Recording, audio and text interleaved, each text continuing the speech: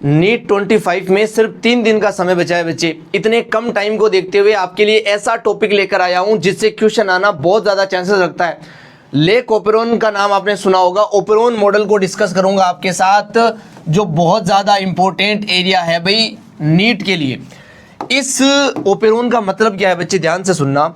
Gene होता है, आप सबको पता है जीन डीएनए से बना है, डीएनए से आरएनए बनता है, आरएनए से प्रोटीन बनता है। लेकिन ये जो जीन है वो हमेशा प्रोटीन बनाता नहीं है, कुछ कंडीशंस में बनाता है। इस कंडीशन को प्रूफ करता है ये ओपेरोन मॉडल।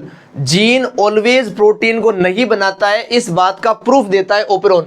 इसके अंदर जो हम टिपिकल एग्जांपल पढ़ते हैं ओपेरोन का वो है बच्चे लेक ओपेरोन। क्या पढ़ते हैं? लेक ओपेरोन पढ़ते हैं। ये जो लेक ओपेरोन मॉडल है ना बच्चे, ये ई कोलाई के अंदर कंडक्ट होता है। कहाँ होता है बच्चे? ई कोलाई के अंदर कंडक्ट होता है। ई कोलाई बच्चे एक बैक्टीरिया है। क्या है ये? एक बैक्टीरिया है भाई। इस बैक्टीरिया को अगर आप ग्लूकोज के मीडियम में रखते हो, किसके मीडियम में? ग्लूकोज के मीडियम में। देखो भाई, बैक्टीरिया भी एक ऑर्गेनिज्म है, इसे एनर्जी चाहिए अपनी डे टू डे लाइफ की रिक्वायरमेंट को फुलफिल करने के लिए। वो एनर्जी कहाँ से लेगा? रेस्पिरेशन से। रेस्पिरेशन करने के लिए कोई सब्सटेंस होना चाहिए इसके पास। अगर ग्लूकोज मीडियम में रखा है तो ई कोलाई ग्लूकोज सब्सटेंस को लेगा और रेस्पिरेशन करके अपनी एनर्जी बना लेगा। अगर इस ई कोलाई को आपने ग्लूकोज मीडियम में नहीं रखा, अगर इस ई कोलाई को रख दिया आपने लैक्टोज के मीडियम में, कौन से मीडियम में रख दिया बच्चे? लैक्टोज के मीडियम में रख दिया, ये जो ई कोलाई है लैक्टोज को लेगा और एनर्जी बनाएगा। लेकिन ई कोलाई लैक्टोज को डायरेक्टली नहीं ले सकता। लैक्टोज ई कोलाई में तभी एंटर करेगा जब ई कोलाई के पास एक एंजाइम होगा। उस एंजाइम का नाम है बच्चे परमीएज। क्या नाम है बच्चे? परमीएज। अब ये एक एंजाइम है। एंजाइम क्या होते हैं? प्रोटीन्स होते हैं। ये प्रोटीन है बच्चे। प्रोटीन कहाँ से बनेगा? किसी जीन से बनेगा। ये जो परमीएज एंजाइम को बनाने वाला जीन है, ये जीन तभी एक्टिव होगा जब लैक्टोज मीडियम में प्रेजेंट है ई कोलाई। कहां पर प्रेजेंट है बच्चे? लैक्टोज मीडियम में। अगर ग्लूकोज मीडियम के अंदर प्रेजेंट है ई कोलाई, तब ये जीन प्रोटीन नहीं बनाएगा। लैक्टोज के अंदर जब आ जाएगा ई कोलाई, तब ये जीन प्रोटीन बनाएगा। यानी कि ये जीन हमेशा प्रोटीन नहीं बनाएगा, कुछ स्पेसिफिक कंडीशन पे ही प्रोटीन बनाएगा। इसी बात का प्रूफ दे रहा था ओपेरोन की जीन हमेशा प्रोटीन नहीं बनाते, किसी कंडीशन में बनाते हैं। ये वो कंडीशन है बच्चे, जब लैक्टोज मीडियम में प्रेजेंट होगा ई कोलाई, तब परमीएज बनेगा। अब ये पूरा प्रोसेस कैसे होगा, कैसे परमीएज बनेगा, ये सब स्टडी करेंगे डिटेल में बच्चे। क्लियरिटी है यहां तक? आगे समझा रहा हूं, ध्यान से देखिएगा। इसको इरेज करते हैं। आगे देखो बच्चे, ये जो ओपेरोन मॉडल है, इसके अंदर कुछ जीन्स है, उन जीन से कुछ प्रोटीन बनते हैं, उनमें से एक प्रोटीन परमीएज भी है। मैं सारे जीन लिख रहा हूं आपके सामने बच्चे। जीन को याद रखने की ट्रिक बताता हूं सबसे पहले आपको। इपोजिया ट्रिक क्या है बच्चे? इपोजिया। इपोजिया एक ट्रिक है जिससे जीन का सीक्वेंस अपन याद करेंगे। सबसे पहले होगा बच्चे आई जीन, इसी को आर जीन भी बोलते हैं। उसके बाद होगा बच्चे प्रमोटर, इसके बाद होगा बच्चे ऑपरेटर, इसके बाद होगा जेड जीन, इसके बाद वाई जीन और इसके बाद ए जीन। ये जीन का ऑर्डर लिखा है मैंने बच्चे। क्या लिखा है? जीन का ऑर्डर। इसी ऑर्डर में जीन प्रेजेंट होंगे। अगर इन जीन के पूरे नाम भी लिखूं तो ये है बच्चे रेगुलेटरी जीन। ये क्या है? Regulatory gene. ये क्या है बच्चे? पी। ये है प्रमोटर, ये है प्रमोटर। ये ओ क्या है सर? ये है ओपेरोन, ये है ओपेरोन। इसे ऑपरेटर भी आप बोल सकते हो, ओपेरोन बोल लो या ऑपरेटर लिख लो, ज़्यादा ठीक है। यहाँ पे क्या लिख लो बच्चे? ऑपरेटर। ये है ऑपरेटर, ये ऑपरेट करता है पूरी प्रोसेस को। और आगे जो ये तीनों जीन प्रेजेंट है, जिया, ये है स्ट्रक्चरल जीन। ये क्या है बच्चे? Structural gene. आप सबको पता है स्ट्रक्चरल जीन क्या होता है? जो एमआरएनए बनाता है। तो यहां से एमआरएनए बनने वाला है। अगर इन जीन का सीक्वेंस मैं आपको बताऊं कि यहां पे एमआरएनए बनता है या नहीं, बिल्कुल यहां से एमआरएनए बन सकता है, कंडीशनल प्रोसेस है ये। और ये जो जीन है रेगुलेटरी जीन, यहां से भी एमआरएनए बन सकता है, एमआरएनए बन सकता है। ये जो बीच की चीजें हैं, ये प्रमोटर है और ये क्या है बच्चे? ऑपरेटर है। प्रमोटर वो होता है जो प्रोसेस को प्रमोट करता है, स्टार्ट करवाता है। ऑपरेटर वो होता है जो इस प्रमोटर को भी इंडिकेशन देता है कि अब प्रोसेस स्टार्ट करनी है। तो सबसे बड़ा कंट्रोलर कौन है यहाँ पर? ये सबसे बड़ा कंट्रोलर है बच्चे इस प्रोसेस का, हाईएस्ट कंट्रोलर है ये। बात समझ आती है? ये क्या है? हाईएस्ट कंट्रोलर है। एक बार इसको लेबल कर लेते हैं अलग कलर से। ये हाईएस्ट कंट्रोलर है बच्चे। इससे भी छोटा कंट्रोलर है प्रमोटर। सबसे ये है हाईएस्ट कंट्रोलर, ये है उसका लोअर कंट्रोलर। ये दोनों कंट्रोल रखते हैं इस प्रोसेस के ऊपर। ध्यान से समझना बच्चे, ये जो रेगुलेटरी जीन है, यहाँ से जो mRNA बनता है वो एक ही टाइप का mRNA बनता है। क्या बनता है? एक ही टाइप का mRNA बनता है। लेकिन यहाँ से क्योंकि 3 जीन है तो बहुत सारे टाइप के mRNA बनते हैं। मैं यहाँ पे लिख देता हूँ 3 टाइप के। कितने टाइप के? 3 टाइप के mRNA यहाँ से बनते हैं। 3 टाइप के बनते हैं क्योंकि 3 ही जीन है। इतना समझ में आता है वेरी क्लियरली। इन नामों के बेसिस पे, ये जो टाइप है इनके बेसिस पे स्पेसिफिक नेम रखे गए हैं इसके।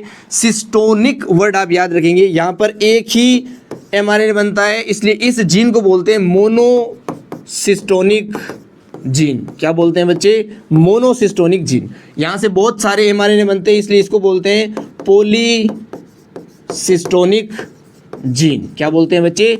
मोनोसिस्टोनिक जीन और पॉलीसिस्टोनिक जीन। आप इतना पता रखेंगे।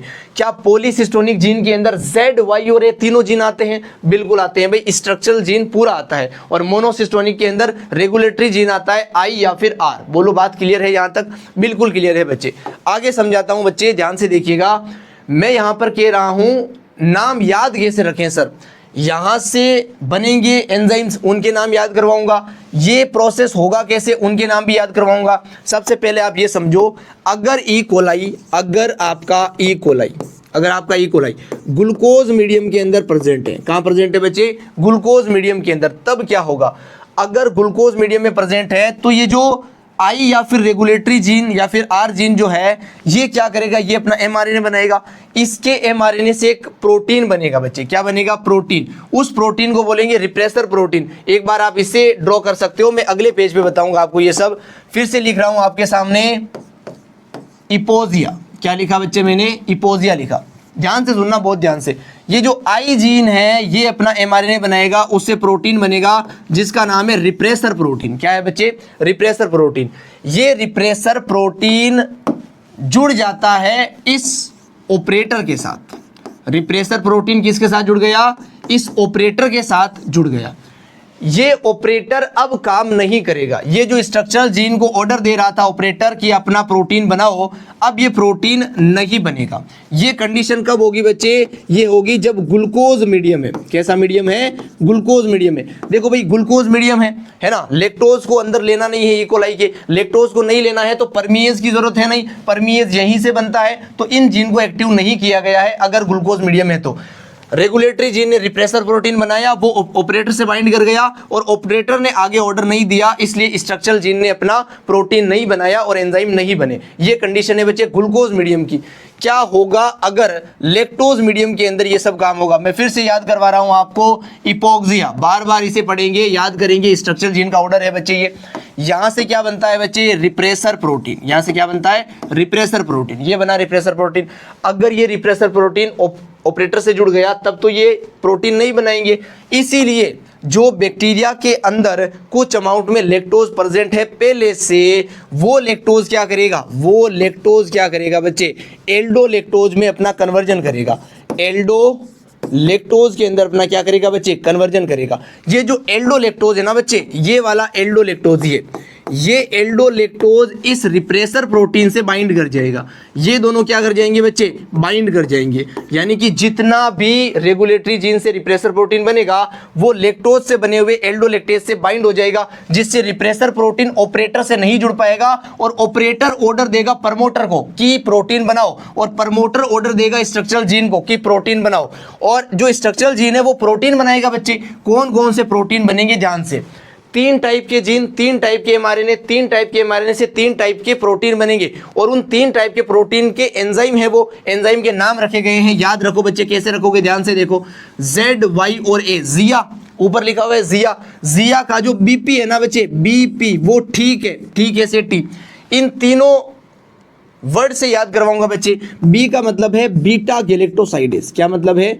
Beta galactosidase. इस बी का मतलब है बच्चे बीटा गैलेक्टोसाइडेस।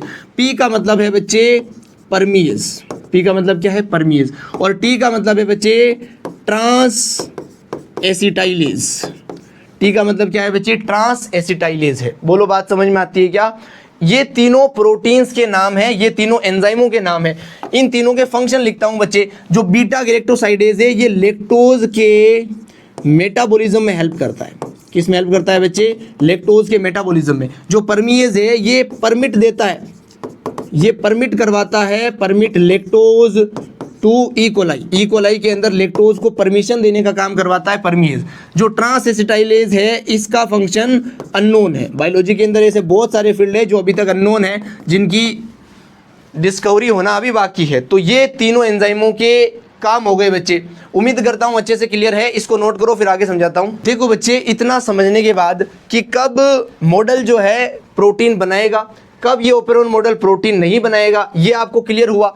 यहां पर बहुत ध्यान से सुनो बच्चे, ये जो एल्डोलैक्टोज है ना, इसने क्या किया है, इसने इस स्ट्रक्चरल जीन को एक्टिव बना दिया, इसने इंड्यूस किया है, इंडक्शन प्रोसेस किया है। ये जो काम नहीं कर रहा था इसको काम करवाना शुरू करवा दिया, इसलिए इस एल्डोलैक्टोज को क्या बोलते हैं बच्चे, इंड्यूसर बोलते हैं। ये क्वेश्चन पूछा गया है नीट के अंदर, इंड्यूसर कौन है, रिपीट भी हो सकता है। एल्डोलैक्टोज यहाँ पर क्या है बच्चे, इंड्यूसर है।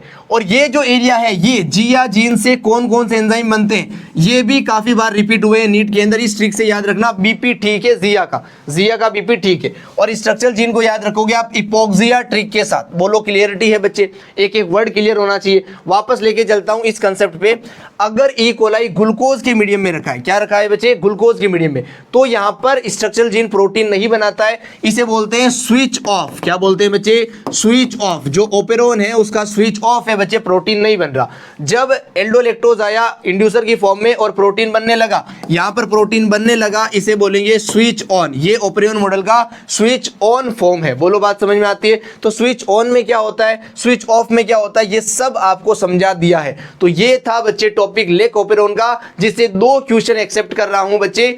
उम्मीद है हमें 2 क्वेश्चन आएंगे नीट 25 के अंदर, जो आपको 8 मार्क्स देकर आएंगे। बोलो बात समझ आती है।